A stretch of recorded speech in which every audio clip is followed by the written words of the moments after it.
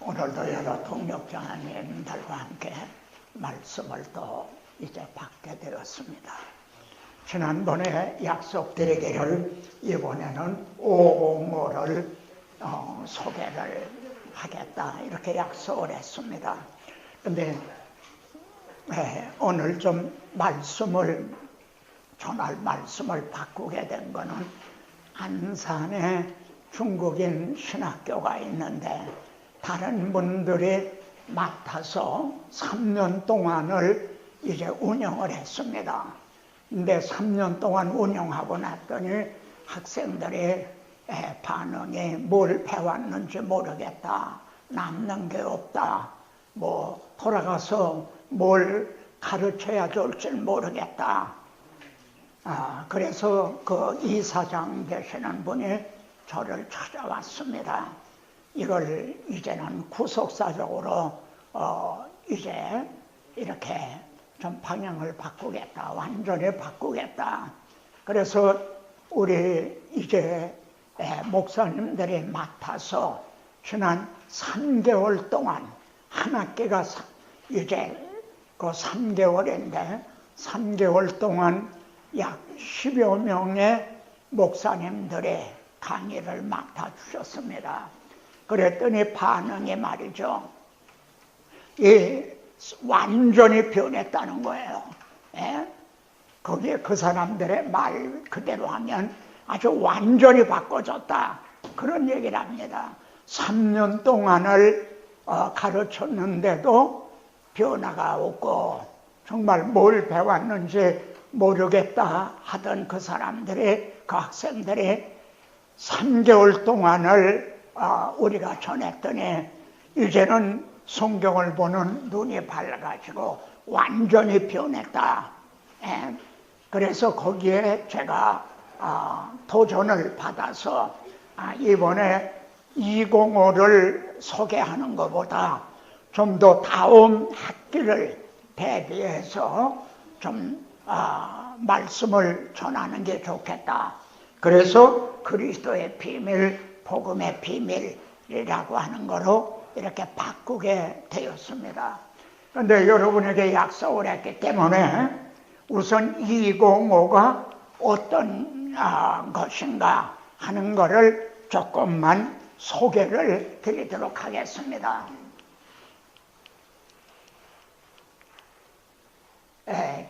205는 기독교 기본 진리를 붙잡게 하는 205. 이게 역시 505처럼요, 제자용이 있고 또 지도자용이 있습니다. 여기에는 지금 소개하는 것은 이제 제자용입니다. 기독교의 기독교 기본 진리를 붙잡게 하는 505. 좀 글씨가 작은데요, 우리 한번 같이 읽어보겠습니다. 본 교재는 성도들을 기독교 기본 진리 위에 세워주기 위한 훈련 교재로 마련되었다. 505가 구속사의 맥을 잡게 하는 연구 과정이라면 205는 그리스도인이 반드시 알고 믿어야 할 기본적인 진리인 것이다. 주님은 모래 위에 지은 집과 반석 위에 세운 집을 말씀하셨다. 사도 바울은 너희가 사랑 가운데서 뿌리가 박히고 터가 굳어져서 라고 믿음의 뿌리와 터를 말씀한다. 오늘날 그리스도인들의 공통적인 취약점은 믿음의 뿌리와 터가 부실하다는 점이다. 그 원인은 기독교 기본 진리에 확고하게 세워주지 못했기 때문이다. 205는 부피는 얇지만 기독교의 기본 진리인 하나님은 어떤 분이십니까? 로 시작하여 하나님의 자녀된 자의 책임이 무엇입니까? 에 이르기까지 조직신학적인 주제를 구속사라는 맥락으로 다루고 있다. 그러므로 하나님의 구원 계획, 즉 독생자를 보내주셔서 대속제물과 화목제물이 되게 하신 예수 그리스도와 복음을 증언하는데 역점을 두었다. 바울은 누가 주의 마음을 알아서 주를 가르치겠느냐? 그러나 우리가 그리스도의 마음을 가졌느니라는 그 말씀한다. 그러므로 205는 성경 지식을 전해드리는 것만이 아니라 하나님의 사랑이 그 마음에 부어지게 하여 진정한 그리스도인으로 세워주는데 강조점을 두고 전찬이 되었다. 그러므로 205를 기도할 때 너무 진도에 욕심을 부리지 말고 꼭꼭 씹어서 먹이는 심정으로 지내내야 할 것이다. 그래서 중간중간에 내용에 부합하는 찬송가를 부를 수 있도록 소개하였다. 일주에 한 번에 20문제 정도를 다룬다면 3개월에 맞출 수 있을 것이다. 205를 이수한 자는 믿음의 뿌리가 깊이 박히게 되고 믿음의 터를 반석 위에 세우게 되어 책임 있는 그리스도의 제자가 될 것을 확신한다. 이것이 205의 앞부분 소론입니다. 자, 이제 205 제자용입니다. 신앙이란 세계관, 인생관의 문제입니다. 우주 만물이 우연의 산물이라고 여긴다면 자신의 인생도 아무런 목적이 없는 우연의 산물이 되고, 세계가 계획과 목적이 있어서 창조된 것이라고 믿는 사람에게는 자신의 인생도 목적이 있다는 것이 됩니다. 첫 번째 주제입니다. 여기에 원은 제1과 이렇게 됩니다. 제1과 하나님은 어떤 분이십니까? 이게 제1과입니다. 형제는 하나님을 어떤 분이라고 믿고 있습니까? 많은 기독교인들이 하나님을 믿는다고 하면서도 하나님이 어떤 분이신지를 잘 모르고 있습니다. 성경은 하나님을 알게 하는 책입니다. 그러면 우선적으로 알아야 할 하나님은 어떤 분이십니까? 1번입니다. 205 문제인데요. 첫 번째 문제입니다. 성경을 펴십시오. 성경은 무엇이라 말씀함으로 시작하고 있습니까? 그리고 요 창세기 1장 1절을 여기다가 써놓으면 됩니다. 그러니까 집에서 먼저 예습을 해오게. 이번 주에는 뭐 20문제, 몇 번부터 몇 번까지 미리 예습을 해오라. 그래서 발표를 하게 합니다. 이제 여기 1장 1절은 태초에 하나님이 천지를 창조하시니라. 이렇게 시작이 됩니다. 글을 읽어보면 어떤 분은요, 조지 뮬러가 그랬던가요? 이 말씀에서 그냥 은혜를 받은 거예요. 여기에서 깨진 거예요. 최초에 하나님이 천지를 창조하시니라. 이 말씀에서 그냥 이렇게 선언하는 다른 책을 본 적이 있습니까? 이 말씀을 대하는 형제의 마음이 어떠합니까? 그렇다고 성경이 창조의 신비를 밝혀주기 위한 과학적인 책은 아닙니다. 성경은 하나님을 알게 하고 우리를 구원하시기 위한 계획을 계시하기 위해서 기록이 된 것입니다. 그러므로 천지 만물을 창조하신 하나님의 마음을 깨닫는 것이 중요합니다. 두 번째 문제입니다. 로마서 1장 20절. 눈으로 볼 수는 없지만 창조주 하나님이 계시다는 것을 무엇을 보아 분명히 알 수 있다고 말씀합니까? 여기에 로마서 1장 21절은 창세로부터 그의 보이지 아니하는 하나님의 보이지 아니하는 능력과 신성이 그 만드신, 하나님이 창조하신, 만드신 그 모든 만물에 분명히 보여 알게 되나니 저희가 핑계하지 못할지니라. 그렇게 돼 있죠. 이것을 여기다가 써놓으면 되는 겁니다. 세 번째 문제입니다.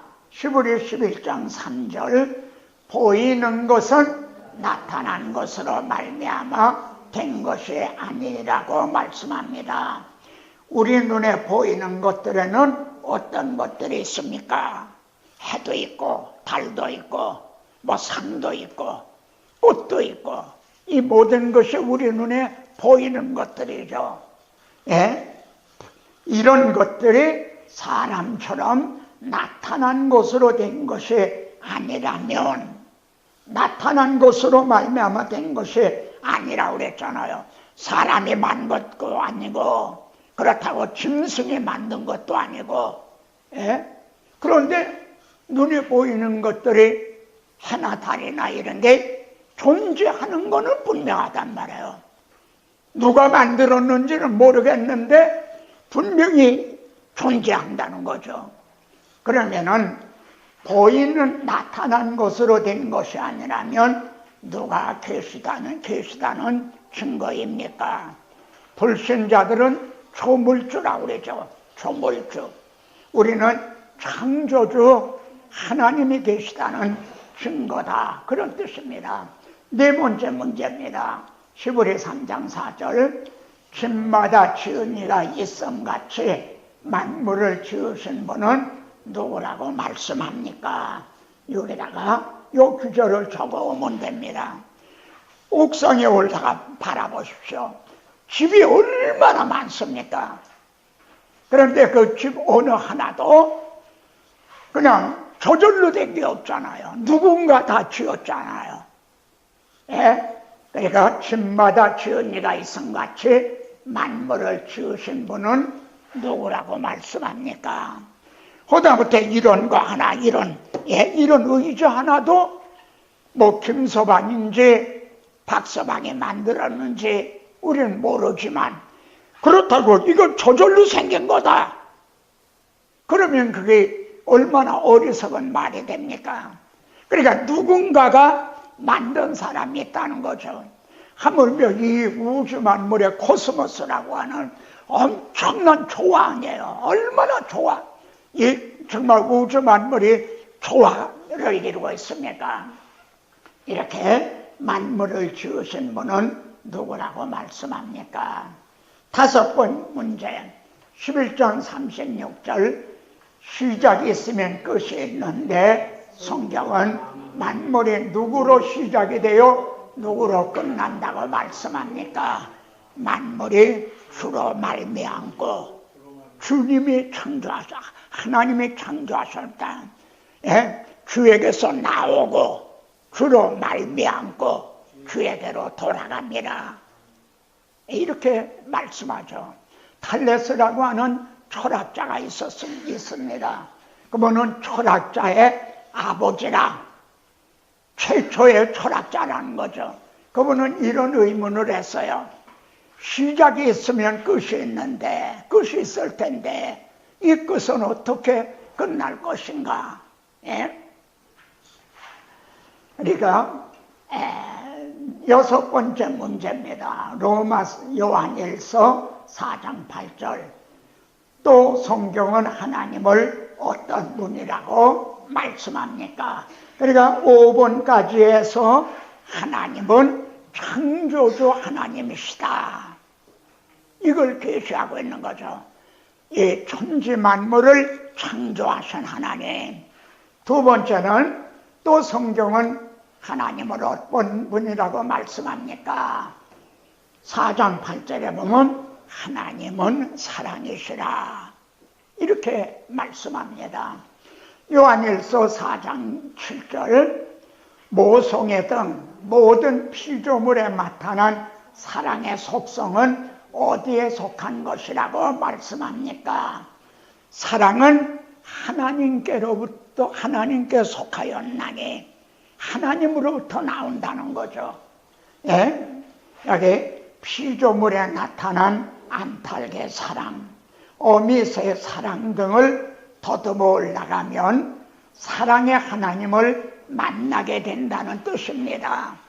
우리나라 속담에 사랑은 내리사랑이라 그런 얘기를 합니다. 어머니들이 말해요. 자기 자식은 그냥 끔찍이 하고 그래요. 그렇다고 당신을 낳아준 아버지 어머니를 그렇게 그냥 끔찍이 받더라요? 아닌 거죠. 예.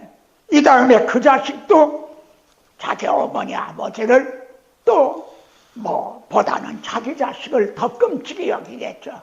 이렇게 사랑은 내리사랑이라는 거죠. 그런데 모든 하나님이 지으신 것에 사랑이 말이죠. 다 풍겨 있다는 거예요. 그 사나운 사자 호랑이도 제 새끼는 얼마나 끔찍이 위합니까? 예? 여러분이 아시는 어미새 사랑이라든가 말이죠. 안탈기 병아리를 나래 아래 모음같이. 그러니까 이렇게 그 사랑이 도대체 어디서부터 나온 걸까? 예? 이 사랑이 피조물에게 있는 이 사랑이 어디서부터 나온 걸까? 그걸 더듬어 올라가면 사랑은 하나님이시라. 하나님은 사랑이시라. 그렇게 귀결이 된다는 거죠. 만나게 된다는 거죠. 예?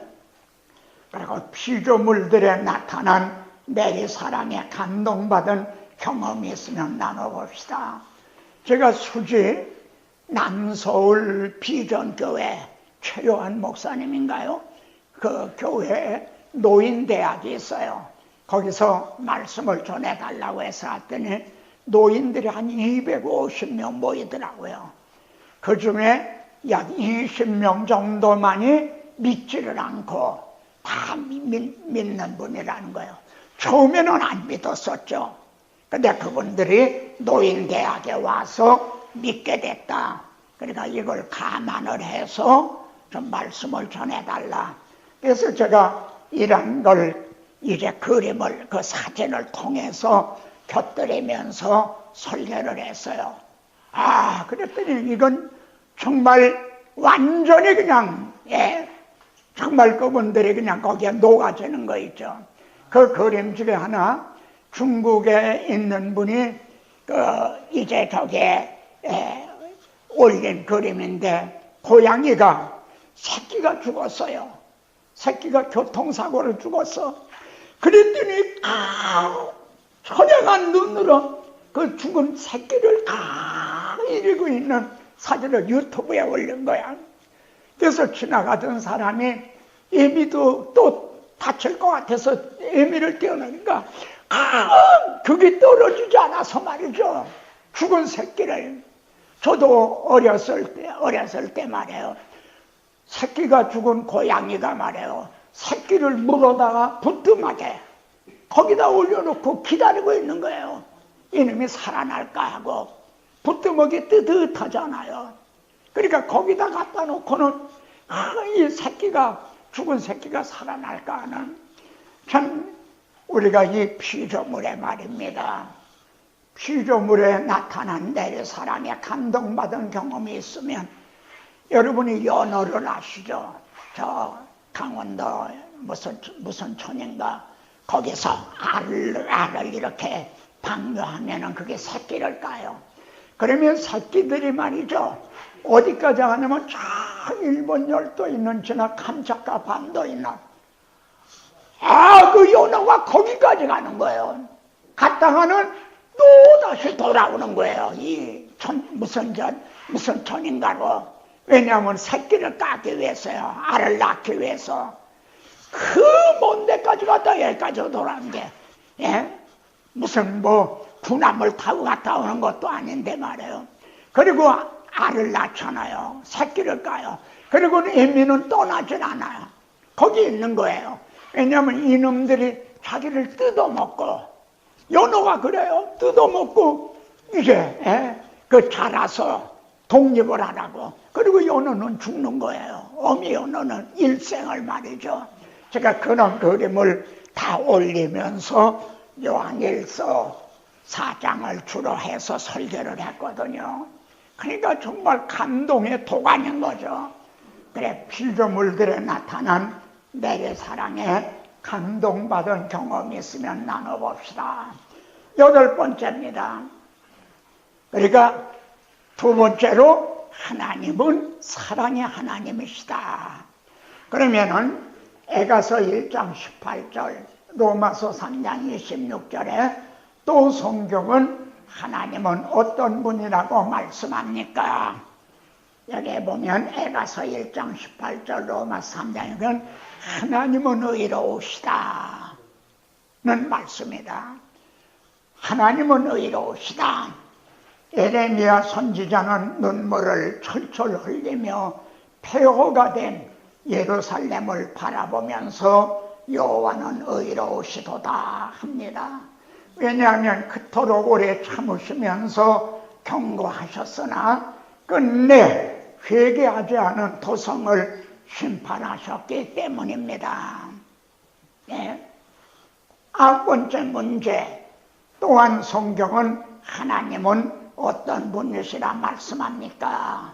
여기 나는 전능의 하나님이라 이렇게 말씀하죠.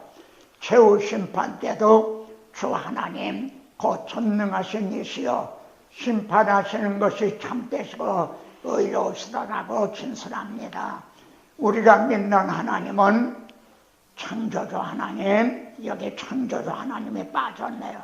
창조주 하나님, 사랑의 하나님, 의로우신 하나님, 전능하신 하나님이십니다. 그러니까 첫째 제1과가 하나님은 어떤 분이십니까? 이런 주제예요. 이게 조직신학에서도 신론이라는 게 나오잖아요. 그거를 알기 쉽게 이렇게 제1과에서는 하나님은 어떤 분이십니까? 그 다음에는 인론도 나옵니다. 사람은 어떻게 지으셨나? 죄론도 나옵니다. 죄는 뭔가? 죄가 어떻게 들어왔나? 이렇게 주로 조직신학적인 그 주제를 부속사라고 하는 맥락에서 다뤄본 것이 205입니다. 제자용과 지도자용이 다 돼 있어요. 근데 이걸 조금 더 이렇게 수정을 하고 해서 이제 여러분에게 그 자료를 다 넘겨드릴 겁니다. 그러면 그걸 가지고 한번 여러분 제자 훈련을 좀 해보시기 바랍니다. 이건 기독교의 기본 진리를 알게 하는 겁니다. 자, 우리 두 번째로요. 바울은 말입니다. 그리스도 그리고 우리가 말하는 복음을 비밀이라고 말하고 있단 말이에요. 우리가 예수 그리스도 얼마나 자주 말합니까? 근데 바울은 그냥 그리스도라고 하지 않고 그리스도의 비밀, 그리스도는 비밀이다 이거야. 또 우리는 복음 그러잖아요. 근데 바울은 그냥 복음이라고 하지 않고 복음의 비밀 이렇게 말한단 말이에요. 자, 이 점을 한번 우리가 보도록 하겠습니다. 같이 보죠. 곧 계시로 내게 비밀을 알게 하신 것은 내가 먼저 간단히 기록함과 같으니 그것을 읽으면 내가 그리스도의 비밀을 깨달은 것을 너희가 알 수 있으리라. 그걸 내가 간단히 기록했는데 그걸 읽으면, 예를 들면 로마서를 읽으면 혹은 에베소서를 읽으면 갈라디아서를 읽으면 내가 그리스도의 비밀을 깨달은 것을 알 수 있으리라. 여기 보면 내게 계시로 내게 비밀을 알게 하셨다 그랬어요. 근데 갈라디아서에서도 내가 너에게 전한 복음은 사람에게서 난 거 아니다. 내가 사람에게서 배운 거 아니다. 무슨 내가 신학교에 가서 배운 거 아니다. 내가 예루살렘에 가서 베드로나 요한에게 배운 게 아니다. 내 계시로 내게 알게 하신 것이다. 예? 그렇게 거기서 얘기합니다. 그러면서 이걸 읽으면 내가 그리스도의 비밀을 깨달은 것을 너희가 알 수 있으리라. 자, 여러분, 오늘날 왜 기독교가 복음이 이렇게 좀 능력이 없는 것처럼, 더 쉽게 말하면요, 너무 인기가 없는 것처럼, 왜 기독교가 매력이 없잖아요. 지금 인기가 없잖아요. 복음도 인기가 없어. 그러니까 복음을 전하려고 하지 않고 옆으로 밀어놓고 다른 것만 전한단 말이에요. 예를 들어 제가 그런 생각을 했어요. 주님은 사람들이 너희를 칭찬하면 너에게 화가 있다. 왜냐하면 구약 성경을 봐라. 너희 조상들이 거짓 선지자들에게 그렇게 했느니라. 근데 여기서 오해를 하면 안 돼요. 우리 복음 전도자들이 칭찬을 받아야 되지 않나요? 그리고 존경을 받아야 되지 않나요? 그러니까 주님이 말씀하는 사람들이 너희를 칭찬하면 화가 있도다 하는 말은 인기가 있으면, 너희가 사람들에게 인기가 있으면. 근데 요즘 목사님들도요, 무슨 하는 모든 것도 탤런트식으로 말이야. 뭐 인기를 얻으려고 하든, 뭐 그렇게 하는 분들도 있어요. CTS나 이런 데 나오는 목사님들 보면, 사람들에게 인기를 얻으려고 하는 것 같은, 내가 하나님 앞에서 나는 그리스도의 비밀을 전하는 자다, 복음의 비밀을 전하는 자다 하는 그런 이 태도보다는 사람들에게 인기를, 어떻게 하면 매력적인 사람이 될까, 그렇게 한다면 화가 있다는 겁니다. 그렇게 해서 사람들에게 인기를 끈다면은 그건 화가 있는 거다, 그런 뜻이지. 우리 복음 전도자들도 존경을 받아야 마땅하고, 칭찬을 받아야 마땅한 거죠. 그러니까 바울은 그리스도의 비밀을 깨닫는 것을 너희가 알 수 있으리라. 이 성경 구절을 뭐 우리 다 아는 겁니다. 근데 이걸 심각하게 한번 생각해 봅시다. 나는 과연 복음의 그리스도의 비밀을 깨달았는가?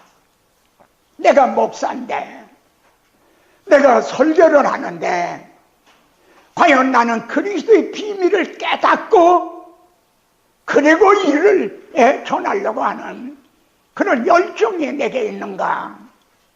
만일 내가 그리스도의 비밀을 깨달았다면 언제 깨달았는가? 신학교 들어가기 전에 깨달았는가? 아니면 신학교에 들어가서 학부나 원부 이런 걸 통해서 내가 그때 깨달았는가? 어느 교수를 통해 깨달았는가? 과연 나는 그리스도의 비밀을 깨달았는가? 이건 우리가 생각해야 될 심각한 문제인 겁니다. 왜 3년 동안 안산 중국인 신학교 그분들이 이제 그 중국에서요, 자기네들 비행기 그 비싼 걸 들여가면서 그 뭐 비자를 잘 내주지 않는 걸 어려운 고비를 겪고 여기까지 찾아왔다 이래. 근데 3년까지 배워도 뭐 낫는 게 없다 이래. 근데 3개월 만에 이들이 완전 달라진 거예요. 그건 다른 게 아닙니다. 우리 그리스도의 비밀을 전해줬던 거예요. 복음의 비밀을 전해줬던 겁니다. 그러니까 과연 나는 그리스도의 비밀을 깨달았는가? 그 다음에 영원부터 만물을 창조하신 하나님 속에 감춰졌던 비밀의 경륜에 어떠한 것을 드러내게 하려 합니다. 자기는 이걸 드러내라. 하나님 속에 감추었던 비밀의 경륜, 이걸 드러내라고, 이걸 증언하라고. 사실은 세움받은 사람이라는 거죠. 이 비밀의 경륜이라는 말을 다른 말로 하면 하나님의 구원 계획이라고 말해도 되죠. 그걸 드러내게 하려 합니다. 과연 나는 하나님의 비밀의 경륜을 그걸 드러내고 있는가? 또 나를 위하여 구할 것은 내게 말씀을 주사 나로 입을 열어 복음의 비밀을 담대히 알게 하옵소서 할까니, 여기서는 바울은 또 복음의 비밀이라고 말하고 있어요. 복음은 비밀이었다는 거죠. 왜냐하면 구약시대는 감추어져 있던 거예요. 그게 신약에 나타났다 이거예요. 근데 과연 나는 복음의 비밀을 깨달았는가? 한번 스스로 물어보십시다. 나는 과연 복음의 비밀을 깨달았는가? 깨달았다면 언제 깨달았는가? 신학교에서 깨달았는가? 어느 교수님을 통해 내가 깨달았던가? 아니면은 신학교를 그렇게 신학을 마쳤는데도 내게 그리스도의 비밀, 복음의 비밀을 내게 깨우쳐 주질 못했다. 그런 사람이 많아요. 대표적인 예가 요한 웨슬레입니다. 요한 웨슬레는 정말 옥스퍼드 대학을 나오고 뭐 신학을 하고, 그래서 미국의 조지아주에 있는 흑인들에게 선교하기 위해서 가고 그랬어요. 그러나 그 풍랑을 만났을 때 자기의 신앙의 터가, 뿌리가 약하다는 말. 배가 풍랑을 만나 파선하니까 막 공포에 떨고 있었는데, 근데 저쪽에서는 모라비아 성도들이 말해요. 편안한 가운데 찬송을 부르고 있는 거예요. 아니 어떻게 저렇게 다른가? 예? 그가 복음을 전혀 몰랐다는 걸 안 거예요. 복음이 뭔지를 몰랐다는 거예요. 그러다가 이제 루터의 로마서 강의 소론을 어떤 분이 읽는 것을 들었을 때, 그때야 복음을 깨닫고 회심을 하게 되죠. 이게 5월 24일이 돼서 감리회에서는 지금도 그때를 요한 웨슬레 회심주일로 부흥회도 하고 그럽니다. 그러니까 그때 가서야 복음을 만난 거예요. 루터도 마찬가지입니다. 사제가 되고 그랬지만은 로마서를 통해 그에게 이게 복음을 깨닫게 됐을 때 벌떡 일어난 거죠. 그리고 종교개혁을 일으키게 되는. 그러니까 나는 정말 그리스도의 비밀을, 복음의 비밀을 깨달았는가? 그래서 이걸 정말 전하고 싶어서 내 마음이 뜨겁고 말이지, 이걸 전하지 않으면 내 마음이 답답해야 견딜 수 없나이다 한 예레미야와 같은 그런 심정인가? 내가 이 복음을 전하지 않으면 내게 화가 있을 것이미로다 한 바울과 같은 고백이 내 고백인가?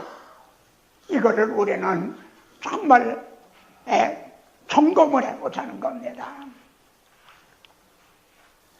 사람이 마땅히 우리를 그리스도의 일꾼이요 하나님의 비밀을 맡은 자로 여길지어다. 하나님의 비밀을 맡았다, 맡겨주셨다. 이걸 전해주라고, 이걸 알게 하라고, 이걸 드러내라고, 이걸 증언하라고 우리에게 그 비밀을 맡겨주셨다.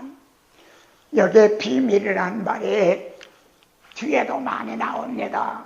근데 이상근 박사 같은 분에서는 이제 그 주예서를 보면은 비밀을 바울의 애용어다 그렇게 얘기를 합니다. 맞는 거죠. 바울이 자주 썼으니까 애용어다 그러죠. 그러나 우리는 그것으로 끝이면 안 됩니다. 비밀이라는 것은 바울의 애용어다 그렇게 취급을 하고 말 겁니까? 왜 바울은 그리스도의 비밀을 자기가 깨달았다, 복음의 비밀을 담대히 전하게 하겠다, 이건 애용어라는 그 차원이 아니잖아요. 바울은 그리스도의 비밀을, 복음의 비밀을 깨달았는데 과연 나는 그리스도의 비밀, 복음의 비밀을 깨달았는가? 이건 심각한 문제지. 애용어다, 흔히 자주 쓰는 말이다, 그렇게 취급하고 넘어갈 그런 문제가 아니란 말입니다. 바울은 여기서도 골로새서에도요 이 비밀은 만세와 만대로부터 감추어졌던 것인데 이제는 그의 성도들에게 나타났다 이거야. 감추어졌던 비밀이 이제 나타났다는 거죠. 드러났다는 거죠.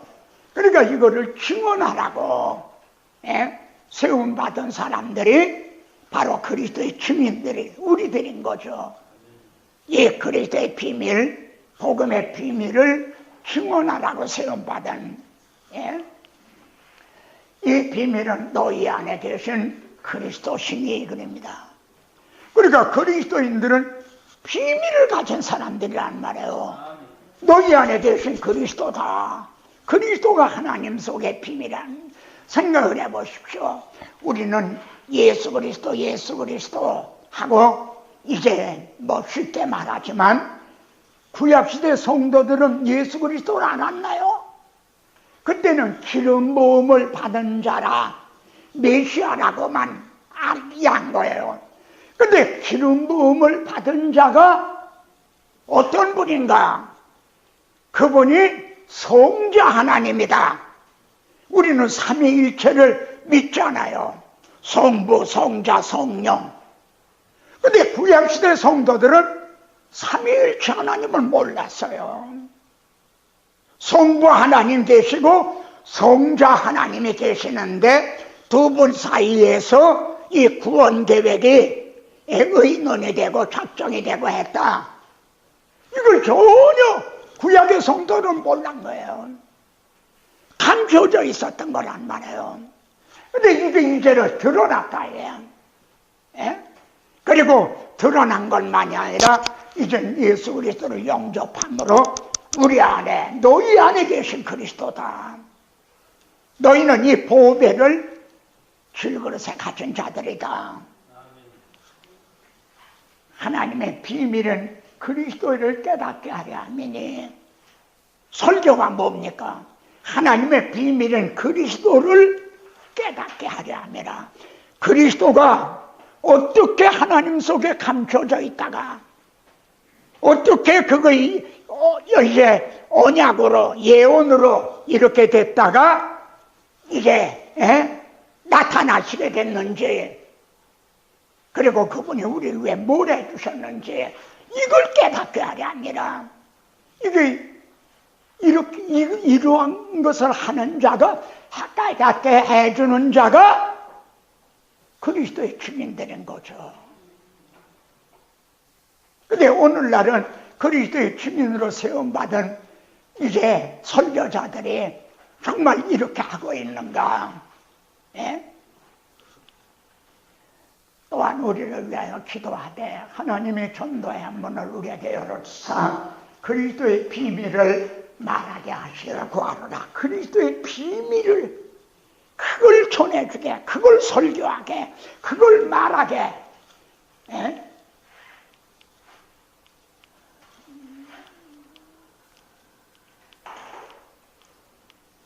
이것도 수명이 다 된 것 같아요. 이게 건전지 갖고 오겠습니다. 건전지 바꿔드릴게요. 건전지를 바꿔드릴게요. 이게 건전지가 없어요. 충전을 하는 거예요. 그리하면 내가 할 말로서 이 비밀을 나타내리라 그렇잖아요. 내 이 비밀을 나타내리라, 이걸 증언하리라. 이 말씀을 우리가 대하면서요, 오늘의 우리들과 얼마나 다른가. 우리는 그냥 수박 거달기식으로 하고 있는 게 아닌가, 이런 거를 반성을 하게 됩니다. 그러면은 바울이 깨달은 복음을, 그리스도의 비밀을 깨달았다, 혹은 복음의 비밀을 깨달았다 했는데 그 본질적인 깨달음은 뭔가? 또 깨달은 것만이 아니라 이걸 전하라고. 그러면은 바울이 깨달은 게 뭐냐면, 그에게 비록 우리가 그리스도도 육신을 따라 알았으나, 그리스도로 육신을 알았다 해요. 무슨 뜻입니까? 예수는 나사렛 목수 요셉의 아들이다, 그렇게 알았다는 거죠. 예수가 누구냐? 나사렛 목수 요셉의 아들이다. 이렇게 육신을 따라 알았었다 이거야. 예? 그런데 어떻게 본질적인 깨달음입니까? 그는 근본 하나님의 본체시나. 이게 본질적인 깨달음입니다. 바울이 바리새인 당시도 이걸 깨달았던가요? 전혀. 바리새인 당시에 얼마나 공부를 많이 했어요. 빌라도가 바울아, 네가 미쳤도다. 네 많은 학문이 너를 미치게 한다. 가말리엘이라고 하는 그 최고의 학부에서 공부를 하고 난 바리새인이란 말이에요. 그런데 그때는 예수 그리스도를 육신으로만 알고 있었어. 그런데 그는 근본 하나님의 본체시나 이걸 깨달았다는 거예요. 이게 얼마나 엄청난 깨달음입니까? 이게 우리가 다 아는 성경 구절이고 하지만 바울이 이걸 깨달았다는 건 이건 혁명적인 깨달음인 겁니다. 그리고 우리도 지식적으로만이 아니라 정말 우리의 마음으로 예수님이 누구시냐? 그는 근본 하나님의 본체시나 하나님과 동등됨을 취할 것으로 여기지 아니하시고 오히려 자기를 비워 조의 형체를 가지사 사람들과 같이 되셨고 하나님이 사람의 몸을 입고 오셨다는 거예요. 바울이 이걸 깨달은 거예요. 우리는 바울이 예수님을 이제 박해하던 교회를 박해하던 그 사실을 알고 있습니다. 근데 바울이 이걸 깨달은 거야. 사람의 모양으로 나타나 자기를 낮추시고 죽기까지 복종하셨으니 그 십자가에 죽으십니다. 하나님이 임마누엘 하셔서요 십자가에 죽으셨다는 거예요. 왜? 우리 죄를 위해서. 이걸 깨달은 거예요. 이게 바울이 깨달은 그리스도의 비밀, 복음의 비밀 중에 아주 본질적인 깨달음이다.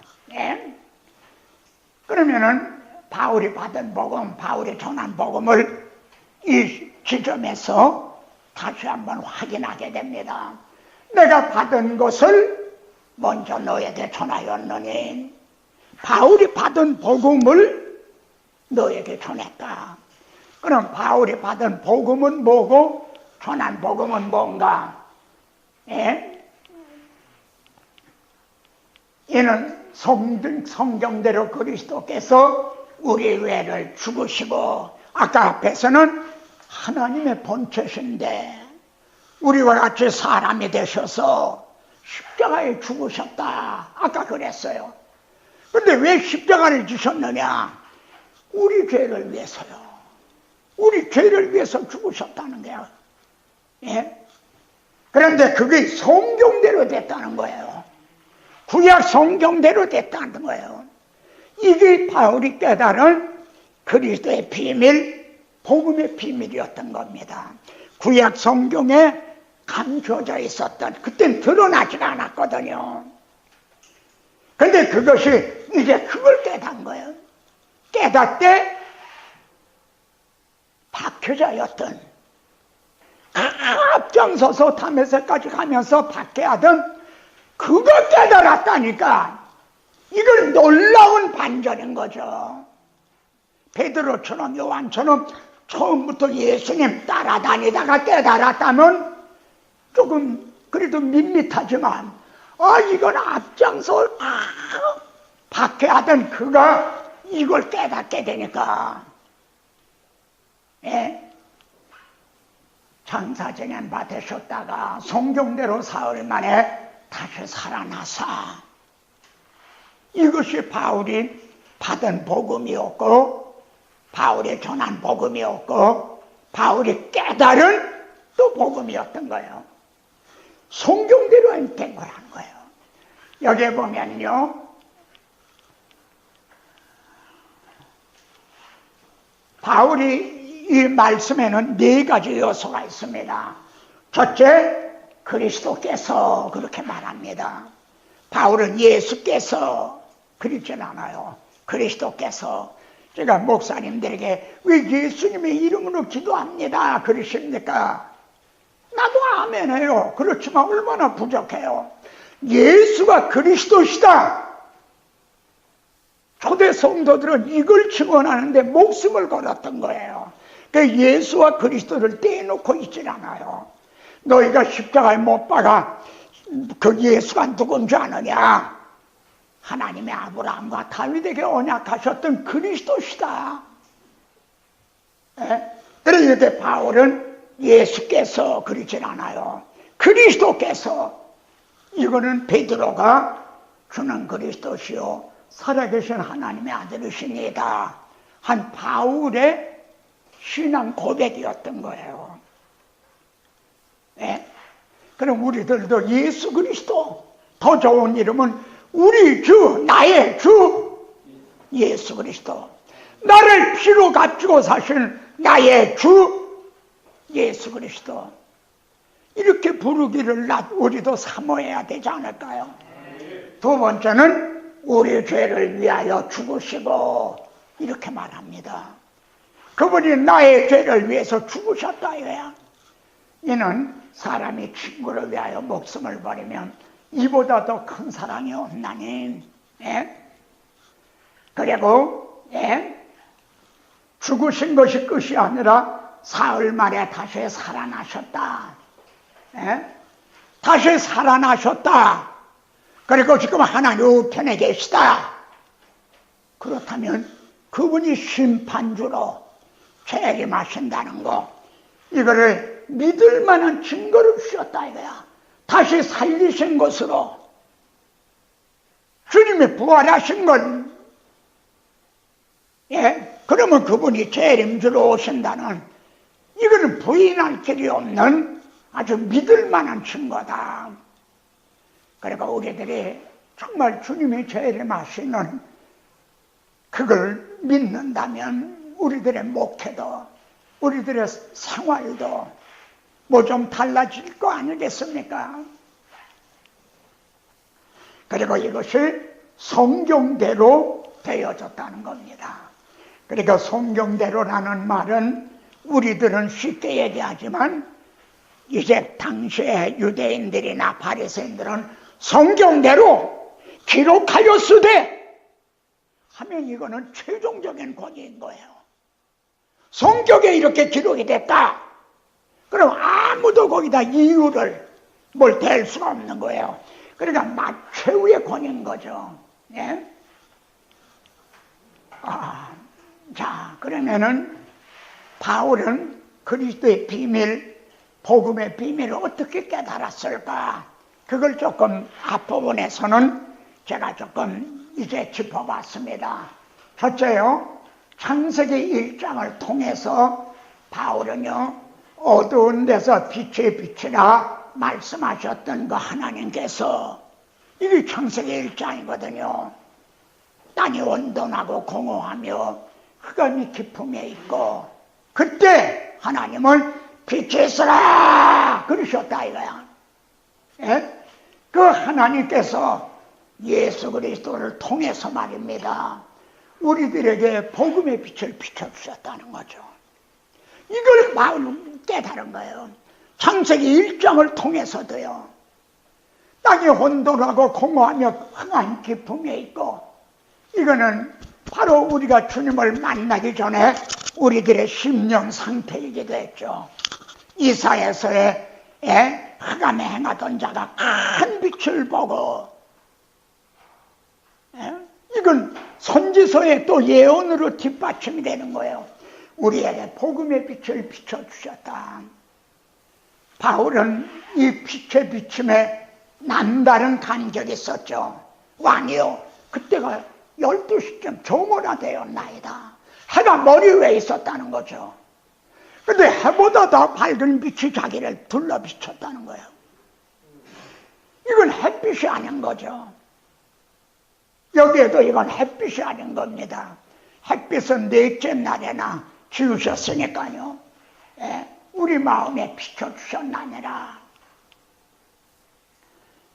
그 속에 이 세상 주님 믿지 않은 자들의 마음을 혼미하여 그리스도 영광의 복음의 광채가 비치지 못하게 하느니, 그러니까 우리는 빛의 사라 하고 빛을 비추려는 빛의 사자들이고, 이 세상 신 사탄은 이걸 비치지 못하게 막으려는 대적하는 자고, 그러니까 결국은 영적 싸움이 되는 거죠.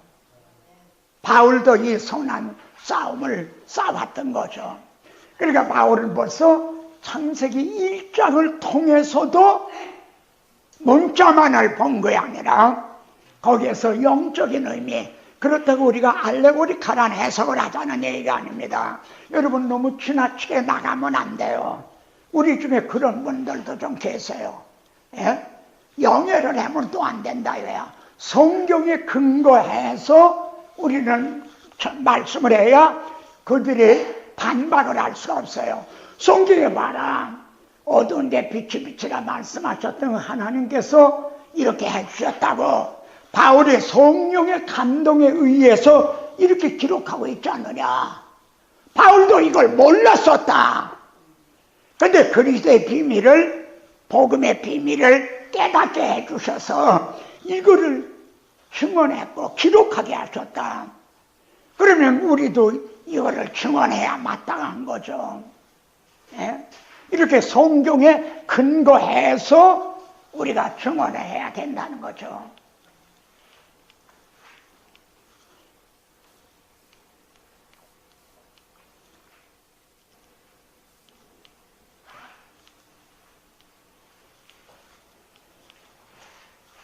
자, 창세기 2장을 통해서요, 사도 바울이 또 창세기 2장을 통해 뭘 깨달았습니까?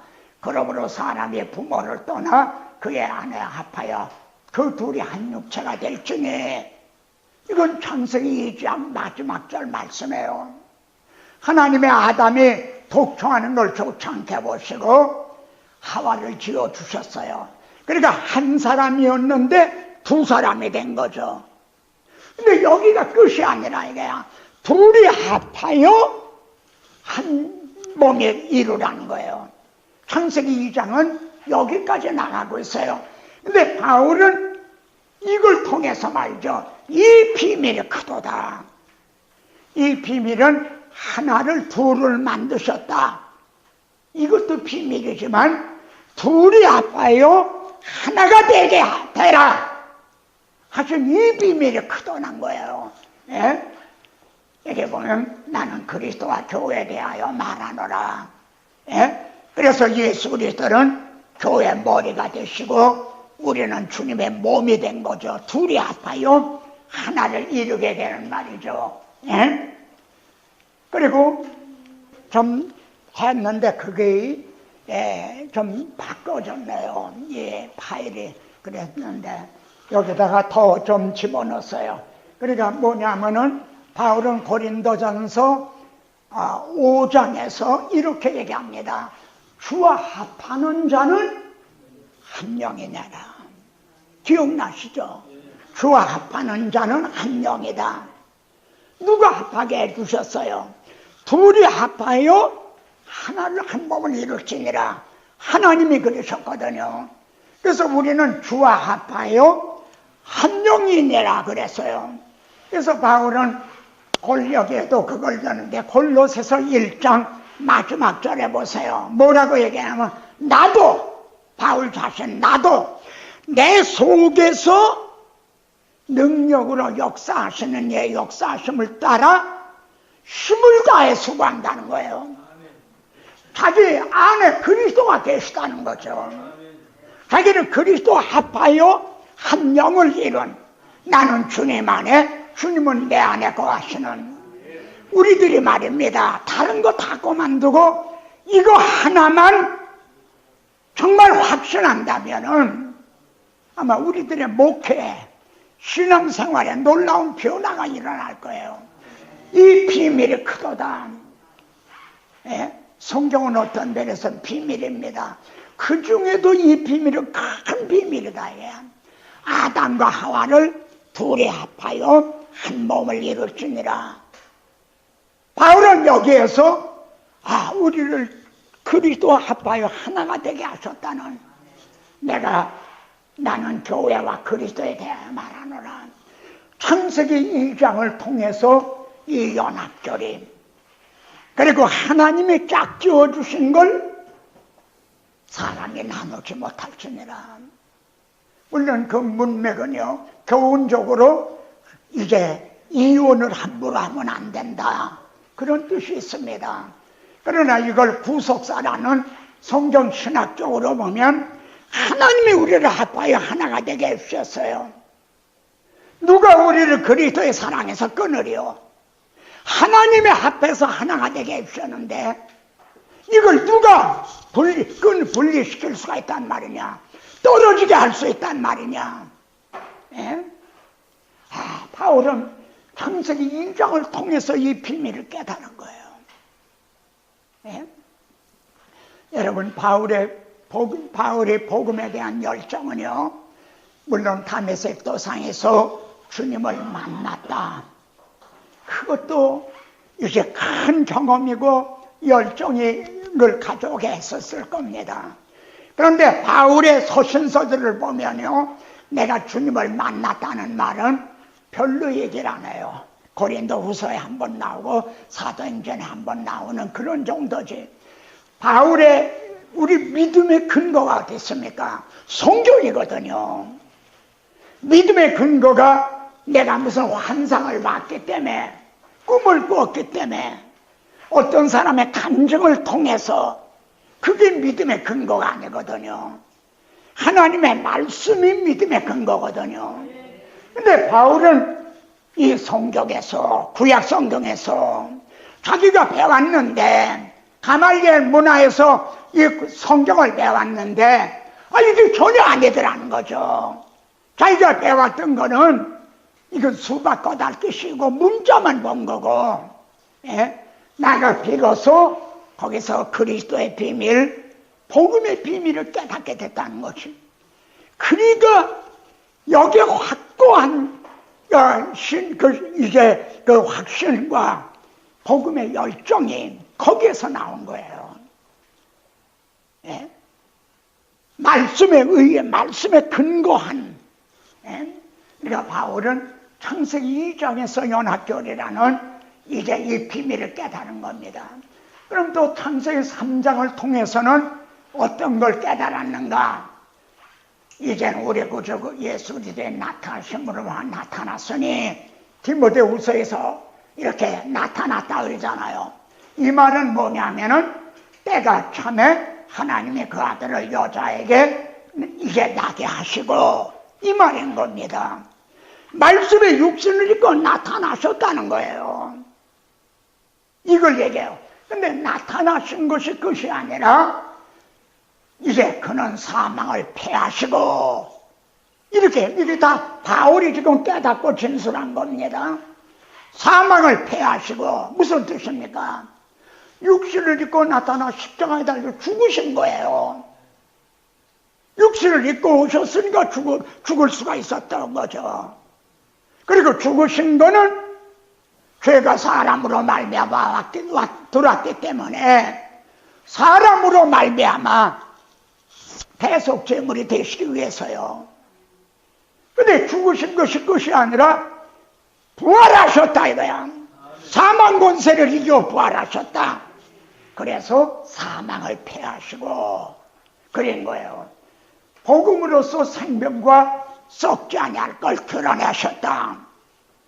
이것이 창세기 3장하고 어떻게 결부가 됩니까? 여자의 우선은 네 머리를 상하게 할 것이다. 여자의 우선으로 올 그리스도가 너희는 사탄아 네 머리를 상하게 할 것이다. 어떤 방법으로요? 이 방법을 통해서요. 십자가에 죽으셨다가 만일 죽으신 것이 끝이라면은 잡아먹힌 게 된단 말이에요.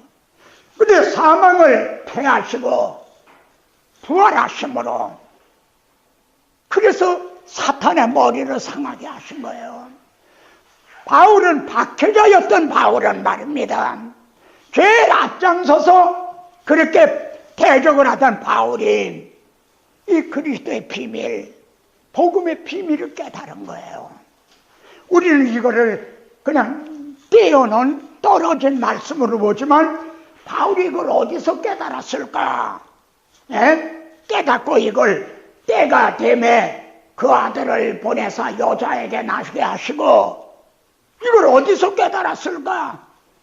여자의 우선은 여기에서 여자에게 나게 하시고 육신을 꼬게 하시고 내 머리를 상하게 할 것이라. 그분이 죽으셨다가 부활을 통해서 사탄을 머리를 상하게 하실 말이에요. 십자가로 그들을 이기셨다. 십자가 하면은 지는 거로 생각을 하는데 십자가로 이기셨다는 거예요. 근데 이거 여기에 또 우리들의 승리의 비결이 있습니다. 주님이 십자가로 이기셨다면 우리도 십자가 복음으로 이길 수가 있는 겁니다. 십자가 복음으로만 이길 수가 있다. 근데 오늘날은 딴 거로 이기려고 그런다 이래요.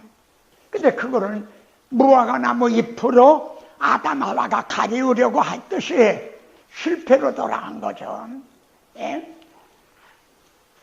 그리고 이 지혜는 이 세계의 통치자들이 한 사람도 알지 못하였나니, 만일 알았더라면 이 지혜라고 그랬어요. 하나님의 지혜는 영광의 주로 십자가에 못 박지 아니하였으리라. 물론 여기에는 교훈적인 의미도 있었을 겁니다.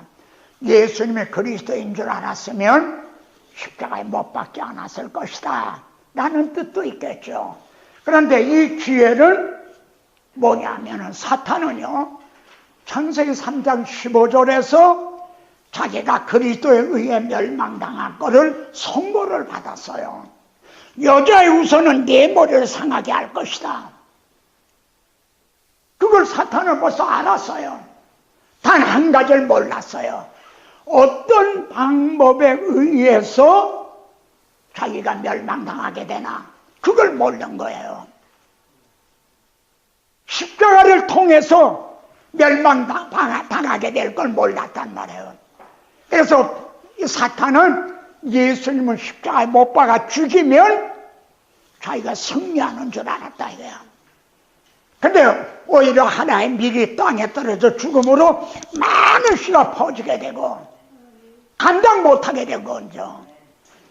바울은 이 비밀을 창세기 여기에서 벌써 깨달은 거예요. 이를 통해서 말입니다. 창세기 3장 15절 그 원시복음이라고 하는 속에는 이러한 모든 게 다 들어있는 거예요 벌써. 3장을 통해서 또 깨달은 게 뭐냐면, 한 사람의 순종치 아니함으로 많은 사람의 죄인이 된 것 같이 한 사람의 순종하심으로, 여기 한 사람이 누굽니까? 저 아담이거든요. 여기 한 사람은요 예수 그리스도거든요. 그럼 여기 왜 아담, 예수 그리스도라고 그러지 않고 한 사람, 또 한 사람이라 그러나요? 여기서 대표성을 드러내려고 그런 거예요. 만일 아담이 순종하지 아니함으로 했다면은 그건 아담의 죄입니다. 나하고는 상관이 없어요. 그렇게 되는 거죠. 그러나 한 사람, 즉 인류의 대표로 시조로 죄를 범했다 하니까 많은 사람이 죄인이 된 것 같이, 또 예수 그리스도는 당신의 죄가 있어서가 아니라 우리의 대표자로, 거듭날 사람들의 시조로, 새로운 시조로 십자가를 지심으로, 그래서 그를 믿음으로 의인이 된 거죠. 죄인 된 것 같이 의인이 되는. 바울은 3장을 통해서 대표성의 원리를 깨달은 거예요. 그래서 여기 보십시오. 아담으로부터 모세까지 아담과 범죄와 같은 죄를 짓지 않는까지도 사망의 왕노릇하였다. 사망이 지배를 했다는 거죠. 그들도 죽었다는 거죠. 선악과를 아담하와는 따먹었어요. 그러니까 넌 반드시 죽으리라. 근데 그 위에 사람들은 선악과를 안 따먹었어. 아담의 후예들은 안 따먹었어. 여기 보면 아담으로부터 모세까지 아담의 범죄와 같은 죄를 짓지 아니한 자들, 그들은 선악과를 안 따먹었어. 그런 이들도 죽었다 이거야. 그러니까 아담은 개인이 아니라 인류의 시조로 대표자로서 죄를 범했기 때문에 이 사망의 왕 노릇했다. 그들을 지배했다는 거죠. 이 대표성 원리를 깨달은 거죠. 그래서 아담은 오실자의 모형이라. 여러분, 이걸 우리는 쉽게 얘기하지만 이를 깨달은 것은 엄청난 깨달음입니다. 아담은 오실자, 즉 예수 그리스도의 모형이다. 근데 지금 이걸 모르는 사람들이 누군 줄 압니까? 자유주의 신학자들입니다. 사실 우리가 자유주의 그랬지만 그분들을 좀 무시하듯 하지만요, 자유주의 신학 계열에 속한 사람들은 아주 지혜로운 사람들입니다. 아주 이성적인 사람입니다. 아주 철학적인 사람입니다. 볼트만이나 보네퍼나 이런 분들 보십시오. 얼마나 정말 철학자들이고 얼마나 지식적인 사람들인죠. 근데 그분들이 이걸 몰랐던 거예요. 여러분, 원죄 교리를 모르면은 대속 교리를 모르게 돼요. 아담과 한 사람이 죄를 범했는데 그게 어떻게 돼서 우리가 다 죄를 범한 게 되느냐? 원죄 교리를 모르면 예수님 한 분이 대속 제물이 되셨는데 어떻게 그를 믿음으로 우리 죄가 다 해결이 됐단 말이냐? 이 구속 교리를 몰라요. 그러니까 자유주의 신학자들은 원죄 교리도 지금 인정을 안 하고 구속 교리도 인정을 안 해요. 그걸 안 믿어요. 도살장의 신학이라고 그래요. 아담은 오실자의 모형이다. 이건 엄청난 깨달음입니다. 이거는. 이걸 바울이 이걸 어떻게 깨달았단 말인가. 그리고 신약 성경을 다 보세요. 이렇게 말한 사람은 다른 사람이 없어요. 복음서에도 없어요. 뭐 요한 1, 2, 3, 4 여기에도 없어요. 베드로 전후서에도 없어요.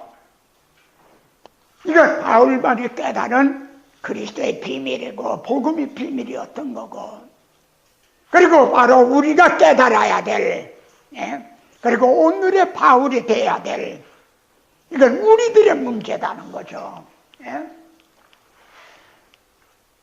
자, 바울은요 모세오경과 선지서를 통해서 신의 교리, 이걸 또 깨달은 거예요. 보면 이렇게 말합니다. 이제는 율법 외에 하나님의 한 의가 나타났으니, 여기에 하나님의, 이게 소유격입니다. 소유격. 이건 하나님이 만드신 거다 이래요. 하나님의 의가 나타났다는 건 하나님이 이루어 주신 거다. 나의 의. 로마서 10장에서는 유대인들이요, 그들이 지식이 있으나, 열심히 있으나 지식을 따른 것이 아니다. 하나님이 자기 의를 내세우고 하나님의 의를 받아들이지 않았다. 이게 자기 의. 이거는 자기 의가 아닙니다. 우리 의가 아니라 하나님이 이루어 주신 하나님의 의입니다. 그게 나타났다는 거예요.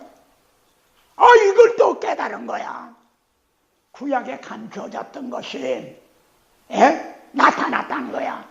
그러면은 바울은요, 율법과 선지자들에게 증거를 받은 것이라. 이거는 어떤 게 나타난 게 아니라 율법과 선지서, 이거는 구약 성경을 가리키는 말입니다. 흔히 율법과 선지서, 이렇게 구약 성경을 말합니다. 조금 더 구체적으로 말하면 율법이라면 모세오경을 가리킬 수 있어요. 너희 모세오경을 봐라. 그리고 선지서를 봐라. 벌써 거기에 하나님의 의가 계시되어 있다. 거기에 벌써 감춰져 있었던 것. 그것이 이제 나타났다 이거야. 그러면 여러분 어느 말씀이 생각납니까? 우선적으로 아담이 내가 벌거벗었기 때문에 두려워 숨었나이다. 벌거벗었기 때문에 두려워 숨었어요. 근데 그 벌거벗은 그에게 하나님이 가죽옷을 지어 입히시니라. 그냥 옷이 아니에요. 가죽옷을 지어 입히셨다는 거야. 특정적으로 말씀을 해요. 가죽옷을 만들려면 어떻게 돼요? 짐승이, 양이 희생이 돼야죠. 죄는 아담 하와가 범했는데, 죄는 우리가 범했는데, 우리의 벌거벗은 걸 가리워 주기 위해 하나님은 자기를 어린 양으로 삼으셔서 그 가죽을 벗기듯 그리스도의 구속으로 말미암아 우리를 의롭다고 여겨주신 거죠. 선지서의 스가랴 3장을 보세요. 대제사장이 더러운 옷을 입고 있어요. 그래서 사탄이 막 송사를 해요. 내 꼴을 보라 이거죠. 예?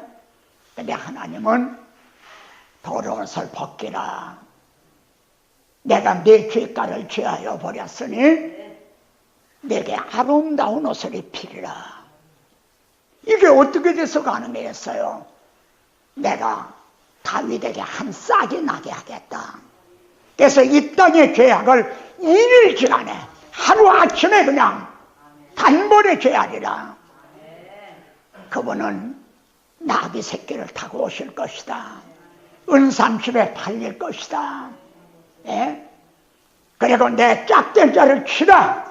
그러면 죄와 더러움을 씻는 셈이 솟아나리라. 이게 스가랴서에 다 예언이 되어 있는 거예요. 이 선지서를 봐라. 다 이렇게 예언하셨던, 거기에 감춰져 아주 가리워져 있었던 거죠. 그게 이제 다 드러났다. 바울은 이걸 깨닫고 이 층의, 여러분 로마서의 주제는요, 우선 제가 뒤에 가서 말씀드릴 겁니다만, 바울이 로마서를 기록하는, 자, 그거보다도 이렇게 한번 해봅시다. 로마서에서 한 구절을 택한다면 어떤 걸 택하시겠습니까? 요절. 로마서 1장부터 16장까지인데 거기에서 한 구절을 택해라. 중심점. 요절을 택한다면 어느 절을 택할 겁니까? 아마 주저하지 않고 1장 17절일 겁니다. 예? 복음에는 하나님의 의가 나타나서 믿음으로 미루게 이르게 하나니, 이건 바로 종교개혁을 일으키게 한 거거든요. 바울은 이 한 말씀을 하기 위해 로마서를 기록한 겁니다. 이걸 붙잡아야 되는 거예요. 로마서에서 이것도 저것도 하다 보니까 초점이 흐려져 버리는 거예요. 예? 어느 하나가 드러나질 못하는 거란 말이에요. 예?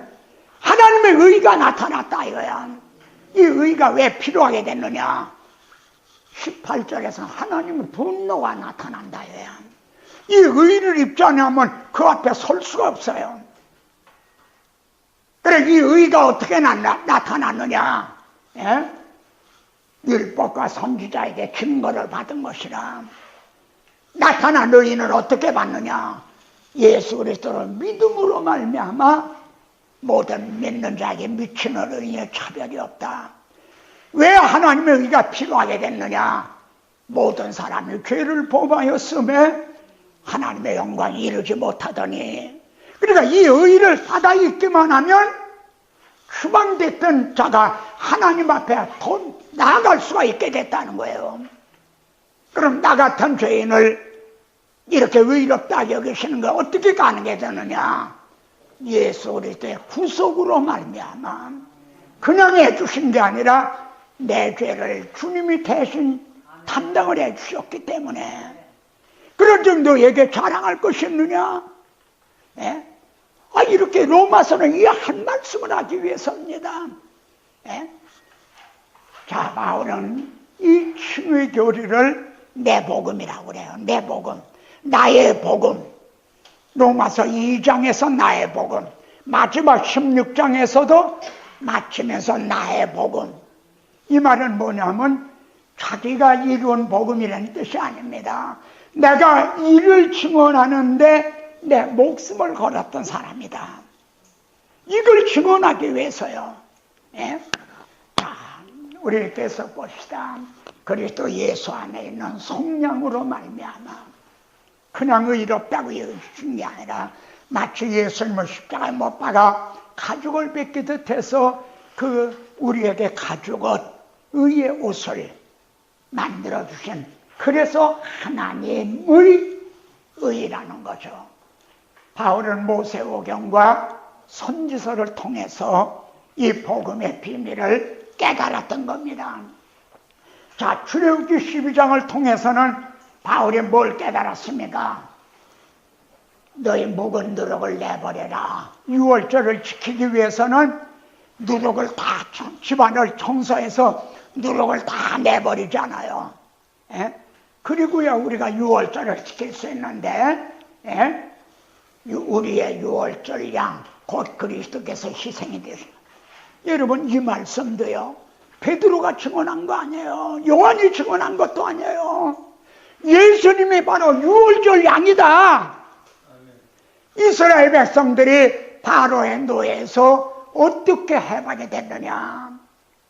우리가 어떻게 해서 사탄의 노예에서 자유할 수가 있느냐? 예수 그리스도가 우리들의 유월절 양이 되주셔서 하나님이 그 피를 볼 때에 내가 너희를 넘어가리라. 사망에서 생명으로 옮겨졌나니 그래서 다시 심판에 이르지 아니하고, 이걸 또 바울은 예수 그리스도가 유월절 양이시다 다시 상기시킵니다만, 바울이 스데반을 돌로 쳐 죽일 때, 다메섹에 가는 공문을 자청해서 밖에 잘 때 이런 걸 깨달았던가요? 전혀 모르고 있었던 거예요. 그런데 바울은 이 그리스도의 비밀, 복음의 비밀을 깨달은 거예요. 깨닫고 나니까 그냥 이걸 증언하는데 목숨을 건 거죠. 자, 출애굽기 34장을 통해서 또 뭘 깨달았냐면요, 우리는 모세가 수건을 거울에 쓴 것 같이 아니하노라. 우리는 아니한다요. 그렇게 안 한다. 모세가 시내산에 2번 올라갔거든요. 네, 두 번째, 처음은 금송아지를 섬겨서 돌비를 깨졌잖아요. 그 후에 하나님이 다시 돌비를 만들어 가지고 올라라. 그래 올라갔다 내는데 광채가 났다는 말이에요. 그래서는 모세가 수건으로 얼굴을 가린 거예요. 이거를 더 직설적으로 표현하면 얼굴에서 나는 광채를 가린 거죠. 빛을 가린 거란 말이에요. 근데 우린 그렇게 안 한다 이거야, 바울은. 그러니까 오늘날 그렇게 하는 자들이 있다는 거죠. 복음의 빛을 가리고 있는 자들이 있다는 거죠. 네?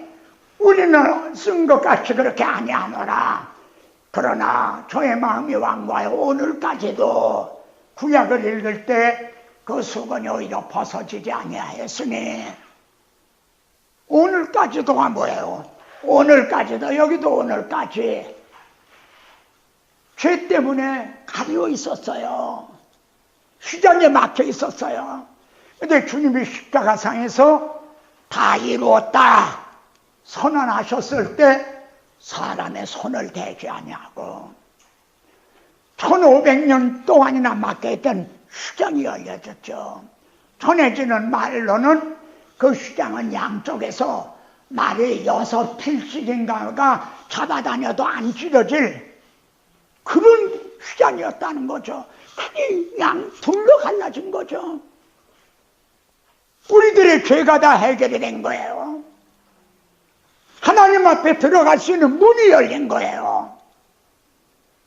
막혔던 게 열려졌어요.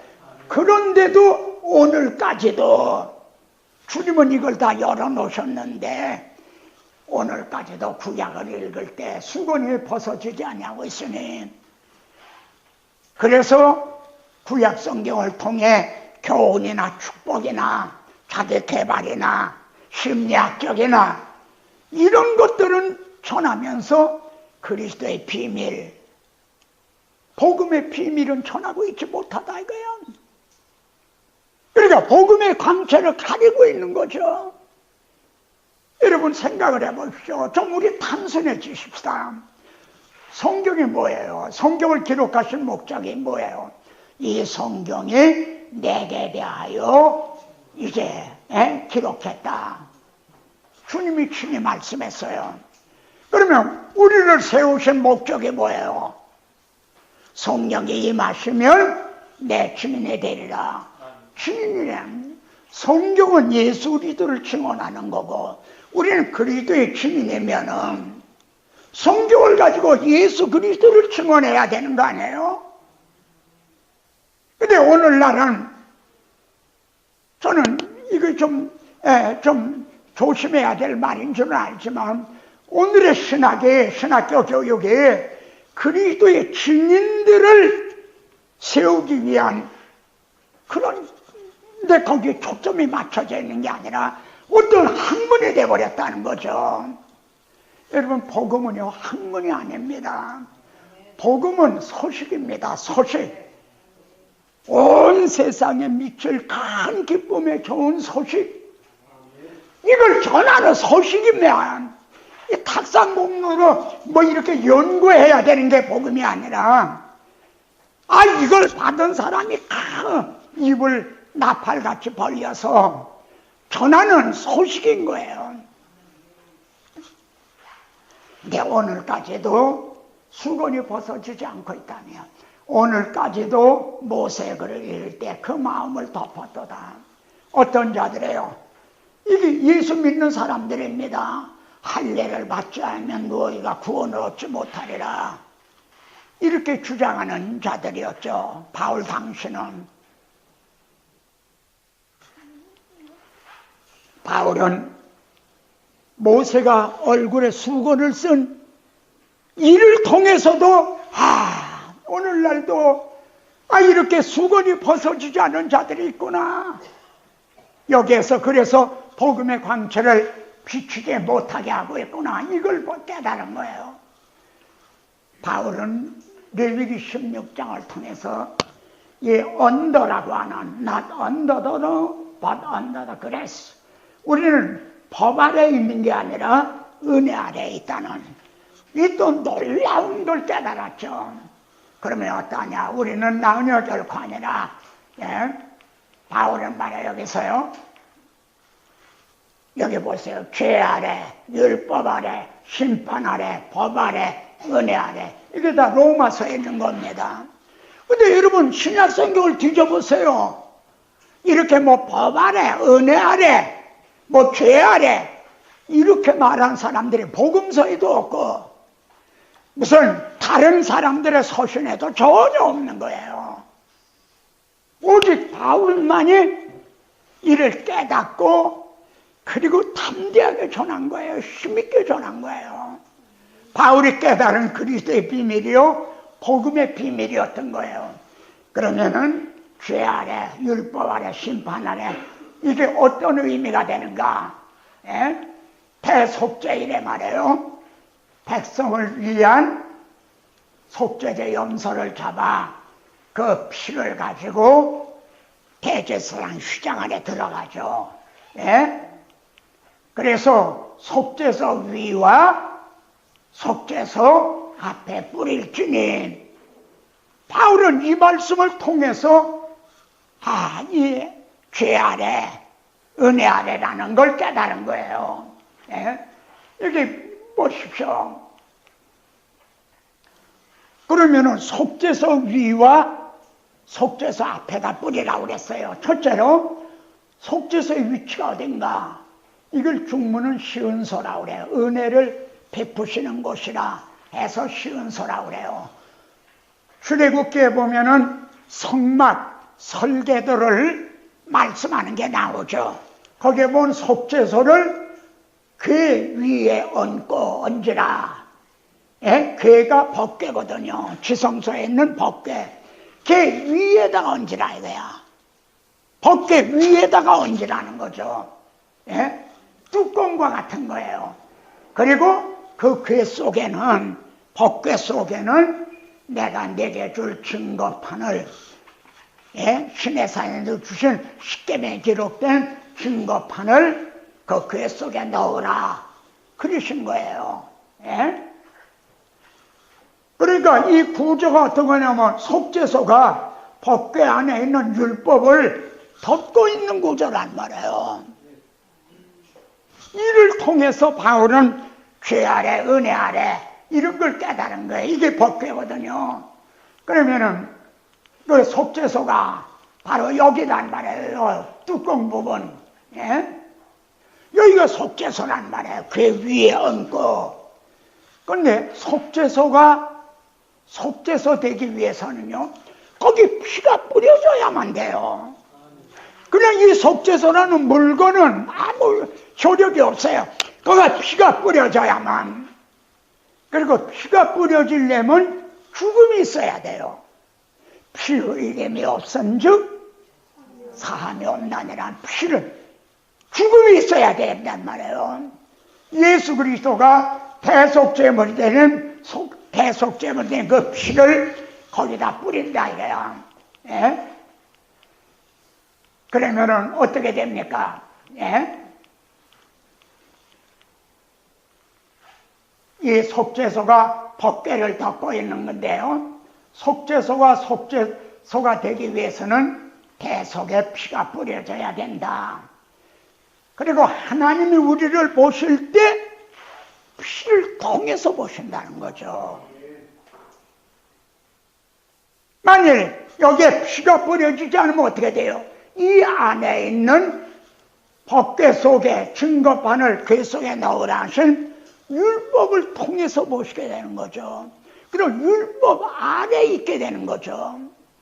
하나님께서 우리를 율법을 통해서 보신다면 다 죄 아래에 있는 거예요. 다 심판 아래에 있게 되는 거예요. 그런데 이 위에 뿌려진 이 피를 통해서 보시니까 은혜 아래에 있게 된 거죠. 이 점을 요한복음 1장에서 율법은 모세로 말미암아 주어진 것이요 은혜와 진리는 예수 그리스도로 말미암아 온 것이라. 얼마나 분명한 것입니다. 바울은 이걸 깨달은 거예요. 그래서 죄 아래, 은혜 아래, 율법 아래, 심판 아래, 이걸 그냥 로마서에서 그토록 강조를 하고 있어요. 그러면은 우리도 이 복음의 비밀을, 그리스도의 비밀을 깨달았는가? 깨달았다면 우리가 다름 아닌 오늘의 바울이 돼야 될 거 아니에요? 그걸 주님은 기대하시는 거죠. 나는 이걸 증언하기 위해서 내 목숨을 건다. 이게 내 복음이다. 우리 여기 중에 한 사람이라도 그런 사람이 이제 돼야 되지 않겠습니까? 여러분, 이 속죄소가 얼마나 중요해요. 하나님은 그러니까 여기다 이렇게 따로 만들어라 그러실 법 하잖아요. 속죄소는 너희들에게 은혜를 베푸는 데니까 귀중하니까 이렇게 따로 만들어라. 근데 그렇게 하시진 않았어요.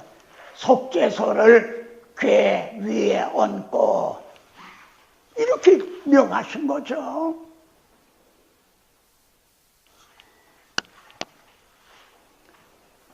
그리고 그 피를 가지고 휘장 안에 들어가서, 그럼 구약시대의 피는 어떤 피고 오늘의 피는 어떤 피입니까? 하나님은요, 무슨 피든지 먹는 자가 있으면 그걸 끊어버리라. 쉽게 말하면 너 반드시 죽는다, 이런 뜻입니다. 피를 먹으면 백성 중에서 끊으리라. 넌 죽는다. 그러셨어요. 왜 그러셨는가? 내가 이 피를 너에게 주어 너희에게 주기 위해서 이걸 흔하게 굴리지 못하게, 이걸 정말 신성시에 생명의 피에 있기 때문에 이렇게 내가 간직했다가 너희에게 주어 제단에 뿌려 생명을 속하게 하였나니. 실제 구약시대는요, 대지상에 양의 피를 주셨어요. 그래서 그 피를 가지고 지성소에 들어가 속죄소에다 뿌렸어요. 구약시대는 짐승의 피를요. 근데 황소와 염소의 피가 능히 죄를 없이 하지 못합니다. 그건 그림자인 거예요. 사람으로 말미암아 죄가 왔는데 양이 죽는다고 죄가 대속이 되는 거냐?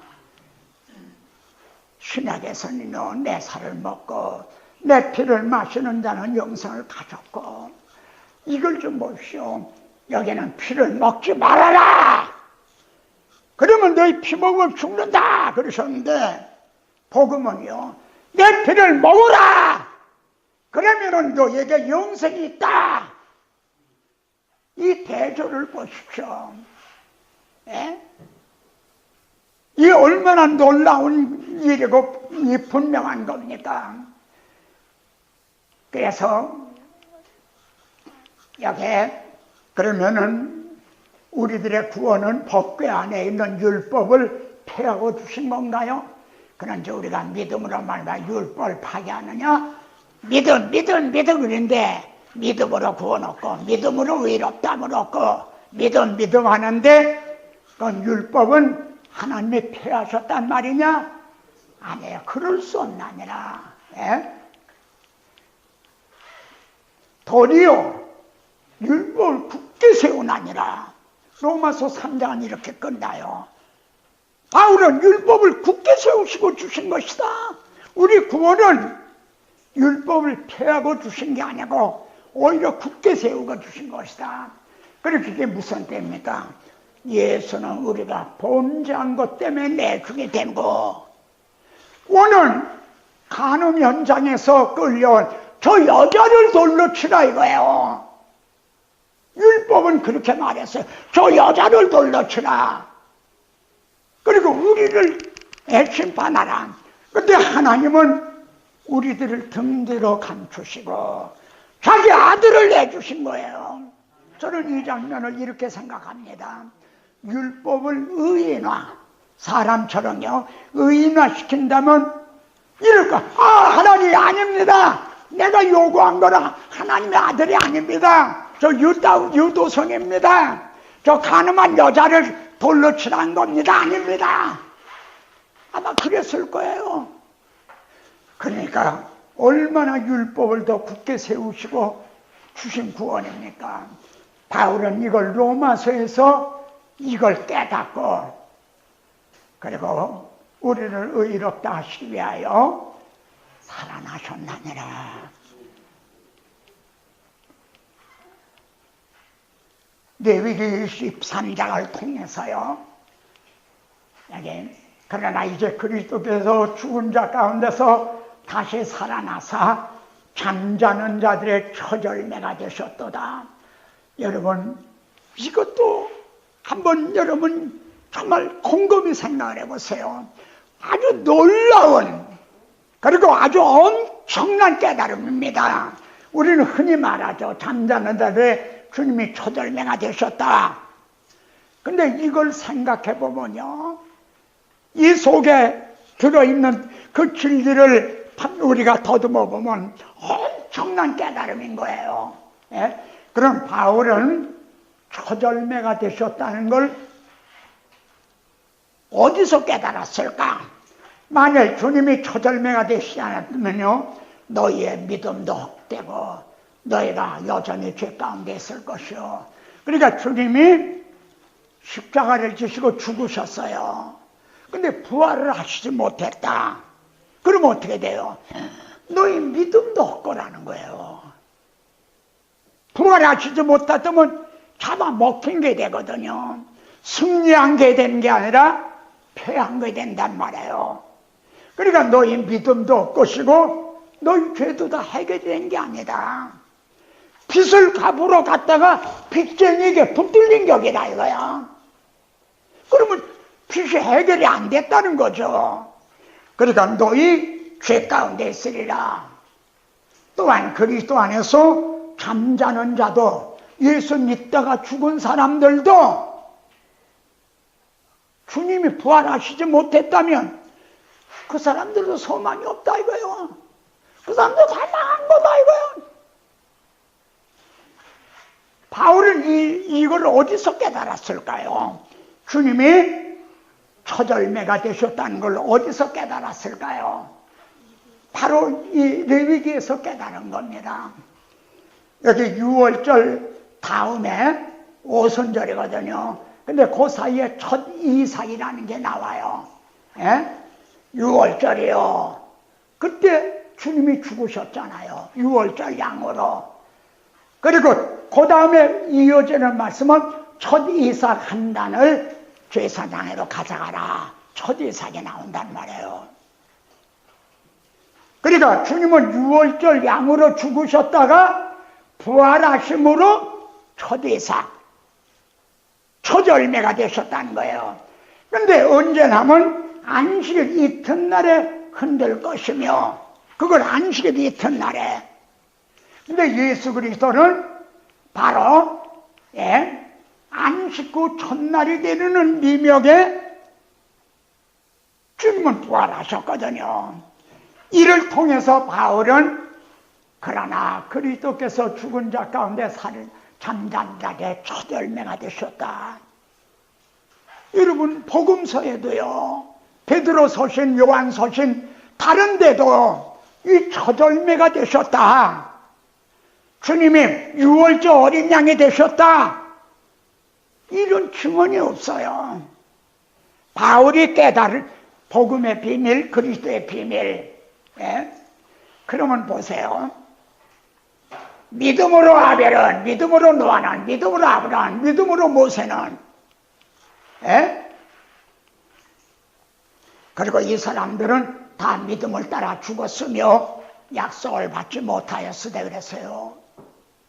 근데 만일 예수 그리스도가 십자가에 못 박아 죽으셨다가 부활하시지 못했다면 신약의 우리들의 믿음만이 아니에요.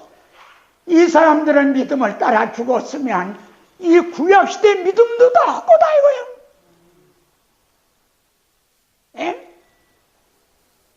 여러분도 인정을 하십니까? 그리고 구약시대들은 속죄제와 삼번제, 계속 아침 저녁으로 삼번제를 드렸거든요. 근데 이것도 다 헛거다 이거예요. 만일 주님이 십자가에 죽으시지 않고 또 부활하시지 않았다면 이건 그림자거든요. 그래서 구약시대 성도들의 믿음도 헛되고 죄도 해결이 안 되고 그 잠자는 자도 믿고 죽었다는, 믿음을 따라 죽었다는 이들도 소망이 없다 이거예요. 그러니까 바울이 그리스도께서 죽은 자 가운데서 부활하셔서 첫 열매가 되셨다는 그 박해자였던 바울이 이걸 깨닫고 힘있게 증언했다는 건 이건 얼마나 엄청난 깨달음인가. 그리고 오늘 이 자리에 있는 우리들에게도 이런 감격이, 정말 이걸 목이 터져라고 증언하고자 하는 그런 감동이, 복음에 대한 열정이 있느냐 묻고 있는 겁니다. 부활하신 50일 되는 날이 오순절이거든요. 7아침에 수요를 세우고 그리고 이제 50일을 계수하여 새 소제를 여호와께 드리되, 근데 바울은요, 이는 둘로 자기 안에서 한 세 사람을 지어, 세 사람을 지었다 이거야. 여기 둘은 유대인과 이방인이거든요. 근데 이들은 유대인도 아니에요. 유대인이 이방인 된 것도 아니에요. 이방인이 유대인 된 것도 아니에요. 이거 새 소재인 거예요. 새 사람. 신약교회가 탄생한 거예요. 오순절에 성령의 강림하심으로. 그래서 바울은 새 사람을 지어 라고 하는 신약교회를, 그래, 갈라디아 이방인들의 교회를 향해서도 하나님의 이스라엘에게 평강이 있을지어다고 그들을 이스라엘이라 이렇게 부르고 있죠. 근데 그때는요, 떡 2개를 흔들지니 그랬어요. 전에는 12지파를 상징한 12개를 드렸죠. 그런데 바울은 여기서 떡 2개를 드려라는 여기에서요, 에베소서에 보세요. 둘로 하나를 만드사. 여기 둘이 유대인과 이방인입니다. 우리 주님이 중간에 막힌 담을 하셨거든요.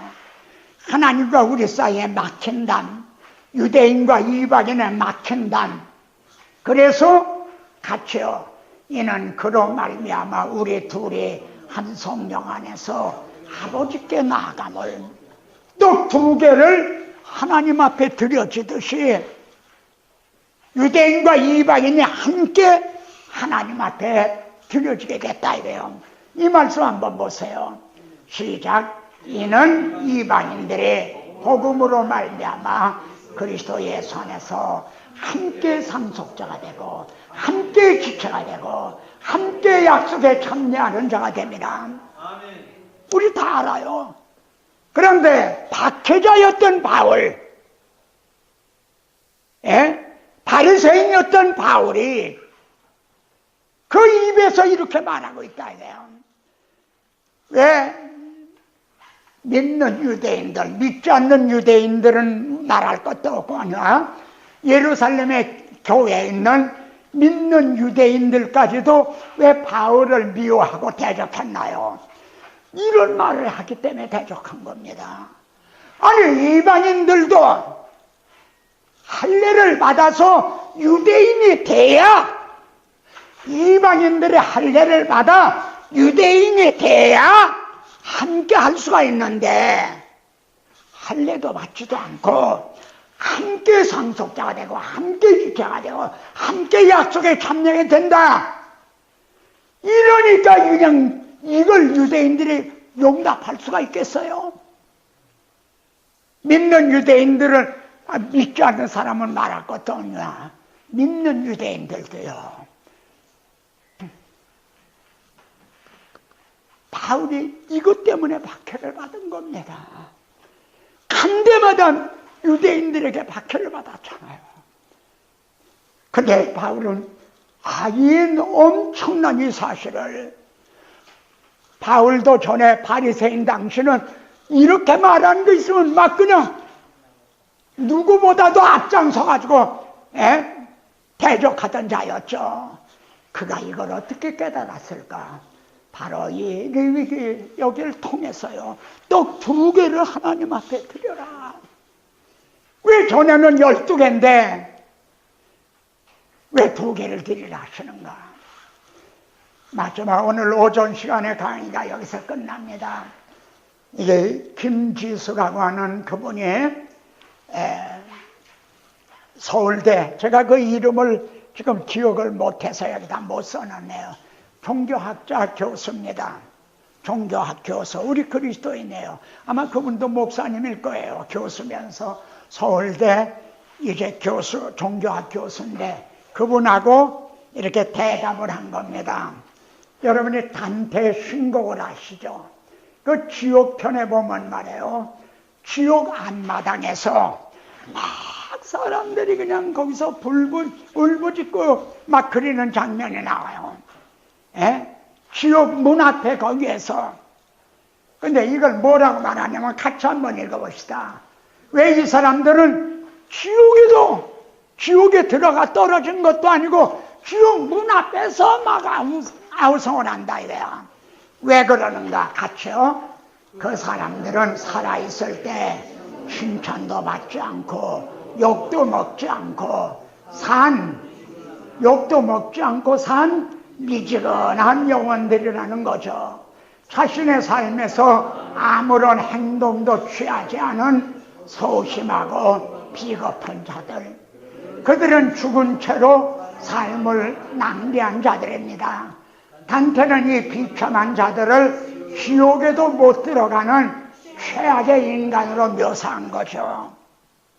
이것도 아니고 저것도 아닌, 차지도 아니하고 뜨겁지도 아니한 미지근한 삶을 산 사람들,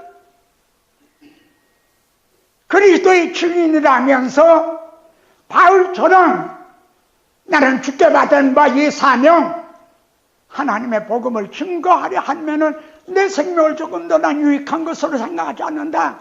아유, 미쳐버리든가 아니면 나가버리든가, 그렇지도 않고 미지근하게 욕도 먹지도 않고 칭찬도 받은 것도 아니고 뜨뜻미지근하게 심하게 산 사람들. 그러니까 이렇게 묻습니다. 인간이 미지근해지고 비겁해지는 이유가 뭡니까? 오늘날 우리들이 이렇게 미지근해져서 이것도 아니고 저것도 아닌 그 원인은 뭡니까? 같이요. 목숨을 바쳐서 할 만한 감동적인 인물을 못 찾아서죠. 목숨을 걸 만한 복음의 비밀, 그리스도의 비밀을 만나지 못했다 이거예요. 주님은 천국은 마치 밭에 감추인 보와 같다 그랬어요. 이걸 만남에 기뻐 돌아가서 자기 있는 소유를 다 팔아 그 밭을 산다니라. 근데 이걸 만나지 못한 사람이라는 거죠. 그러면서도 또 목사가 되고 설교자가 된 거예요.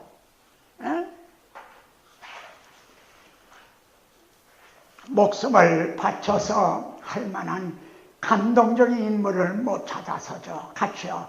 비겁은 위대한 자신에 대한 상상력의 부재에서 와요. 그렇다면 죄는 무엇인가? 에러, 실수로 범하는 근본 의미는 길을 잃다, 목적을 상실하다예요. 죄는 목적을 상실했을 때 나오는 실수예요. 지식은 내가 누구인지, 내 인물은 무엇인지 아는 것이고, 무식은 그걸 모르는 것입니다. 하나님 아버지, 사랑하시는 주의 종들입니다. 원근에서 이렇게 주 성령님의 인도하심을 따라 이렇게 저희들의 만남을 허락해 주셨습니다. 종을 헛된 것을 버리고 귀한 것을 말하면 너는 내 입이 될 것이라 하신 대로 정말 복음의 비밀, 그리스도의 비밀을 증언함으로 하나님의 말씀을 태어나는 입이 되게 하시옵소서. 또한 이 하나님의 말씀을 증언할 자는 성령님인 걸 압니다. 이제 종이 태어날 때 성령의 나타나심과 능력으로 역사하셔서 이 말씀들이 한 귀로 듣고 한 귀로 흘러버리는 말씀 되지 않고 우리들의 마음의 신비에 기록되는 새 언약이 되게 하시고 또한 너희 속에서 역사하시나니라 하는 살았고 운동력 있는 열매 맺는 말씀이 되게 하옵소서. 이제 종들이 원하는 것보다 주님이 더 원하시는 것을 압니다. 내가 한 사람만 찾아도 이 도성을 용서하리라 하신 우리 모두가 하나님이 찾으시는 이 시대에 바울과 같은 그 한 사람이 되게 하옵소서. 오후에 더 큰 은혜 주실 걸 믿사옵고 예수 그리스도 이름으로 기도드리옵나이다.